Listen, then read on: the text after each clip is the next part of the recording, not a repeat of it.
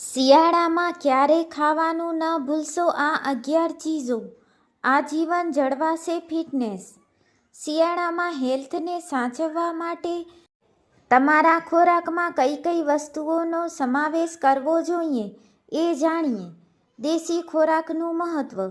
શિયાળામાં હેલ્થને સાચવવા માટે તમારા ખોરાકમાં કઈ કઈ વસ્તુઓનો સમાવેશ કરવો જોઈએ એ જાણીએ.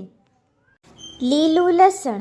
લસણના ફાયદા અઢળક છે એ આપણે જાણીએ જ છીએ, પરંતુ લીલું લસણ ફક્ત શિયાળામાં મળે છે, જેના ફાયદા સામાન્ય લસણ કરતાં પણ વધુ છે. એ શરીરનું સમગ્રપણે ડિટોક્સિફિકેશન કરે છે, પાચનને સશક્ત કરે છે. લીલા લસણમાં રહેલા એક્ટિવ કમ્પાઉન્ડ એલેસીન કુદરતી એન્ટીબાયોટિક છે, જેને લીધે ઇન્ફેક્શનથી રક્ષણ મળે છે. એ ખાવાથી શરદી અને ફ્લૂથી બચી શકાય છે. બાજરો. આ એક એવું ધાન્ય છે જે શિયાળામાં જ ખાવું જોઈએ. બાજરાનો રોટલો ગોળ અને ઘી જેવો ઉત્તમ નાસ્તો કોઈ હોઈ ન શકે. એના લોટમાં લીલું લસણ નાખીને બનાવેલું ઢેબરું અને ઓળો પણ બનાવી લઈ શકાય. બાજરામાં ખૂબ સારું પ્રોટીન રહેલું છે, જે પોષણ આપે છે અને શરીરને ગરમાટો પણ આપે છે. આ એવો ખોરાક છે જે સંતોષ આપે છે અને જે ખાવાથી લાંબા સમય સુધી ભૂખ લાગતી નથી. એમાં રહેલા જરૂરી એમિનો એસિડ લોહીમાં બિનજરૂરી કોલેસ્ટ્રોલને દૂર કરે છે. જો કે બાજરા સાથે ઘી ખાવું જ તે જરૂરી પોષણ અને શક્તિ આપે છે. લીલી હળદર. શિયાળામાં 2 પ્રકારની હળદર મળે છે, એક લીલી હળદર અને બીજી આંબા હળદર. બંને ઘણી જ ગુણકારી માનવામાં આવે છે. હળદર હેલ્થ માટે ગોલ્ડ જેટલી કિંમતી છે. કોઈ પણ પ્રકારના ઇન્ફેક્શન સામે રક્ષણ મેળવવા માટે હળદર જરૂરી છે. એન્ટીબેક્ટેરિયલ, એન્ટીવાયરલ અને એન્ટીફંગલ જેવા ગુણો ધરાવે છે અને ઋતુના બદલાવને કારણે આવતી બીમારીઓથી રક્ષણ આપે છે. હાડકાંને સ્ટ્રેન્થ પૂરી પાડે છે અને રોગપ્રતિકારક શક્તિને બળવાન કરે છે.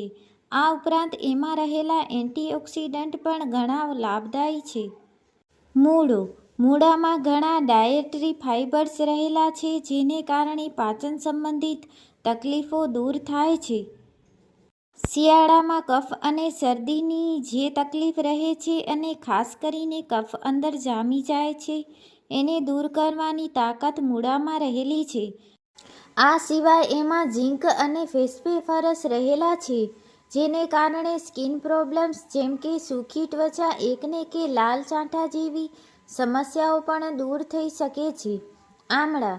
આમળા શિયાળામાં મળતું એક એવું ફળ છે જે અત્યંત ઉપયોગી છે. વિટામિન સીથી ભરપૂર આ આમળા ફક્ત શિયાળામાં જ મળે છે, જેનો ઉપયોગ દવા તરીકે પણ થાય છે. આમળાની આમ તો અઢળક વાનગીઓ આપણે બનાવીએ છીએ, પરંતુ હકીકતે જો એનો ફાયદો લેવો હોય તો એને આખું જ ખાવું જોઈએ. આમળામાં રહેલા વિટામિન સી વોટર અને એર સોલ્યુબલ છે, એટલે કે જો એ પાણીના સંપર્કમાં આવે તો એ ઉડી જાય છે, અથવા હવાના સંપર્કમાં આવે તો પણ ઉડી જાય છે. સવારે ઉઠીને એક આમળું તરત ખાઈ લેવાથી શરીરને બેસ્ટ પોષણ મળે છે. એને બને તો મીઠા કે હળદરના પાણીમાં પલાળો નહીં, એમને એમ જ ખાઓ. લીલા પાંદડાવાળી શાકભાજી. મેથી, પાલક, ફુદીનો, તાંદળજો, મૂળાના પાન જેવી કેટલીક શાકભાજીઓ શિયાળામાં મળતી હોય છે. આ ભાજીઓ આમ તો બારેમાસ મળતી હોય છે, પરંતુ જે ઋતુમાં એ ભરપૂર ખાવી જોઈએ એ શિયાળો છે. આ ભાજીઓમાં ઘણું પોષણ છે. એનો ઉપયોગ અલગ અલગ રીતે કરી શકાય. રોટલા પરોઠામાં નાખીને કે પછી એનું શાક બનાવીને ખાઈ શકાય છે. આ ભાજીઓમાં આયરન, વિટામિન સી અને વિટામિન એ ભરપૂર માત્રામાં હોય છે. આ ઉપરાંત એન્ટીઓક્સિડન્ટ પણ ભરપૂર માત્રામાં હોય છે. તુવેર, વટાણા, વાલ, લીલા ચણા. આ પ્રકારની બિયાવાળી શાકભાજી ફક્ત શિયાળામાં જ મળે છે. આજકાલ લોકો એને ફ્રીઝરમાં આખું વર્ષ સાચવે છે. આ બિયાની ખાસિયત એ છે કે એ સુપાચ્ય પ્રોટીન ધરાવતી શાકભાજી છે. આપણે ઊંધિયામાં આ બિયાનો પ્રયોગ ખાસ કરીએ છીએ, એટલે જ આપણું ઊંધિયું સંપૂર્ણ ખોરાક ગણાય છે. શાકાહારી લોકોને પ્રોટીન દાળ, કઠોળ કે દૂધની બનાવટોમાંથી જ મળે છે. પરંતુ આ પ્રોટીન કરતાં શાકભાજીમાંથી મળતું ફૂણું અને સુપાચ્ય પ્રોટીન અત્યંત ગુણકારી છે. શિયાળામાં મળતા આ બિયા જુદી જુદી વાનગીઓમાં વપરાય છે અને ચોક્કસ ખાવા જોઈએ. ખજૂર.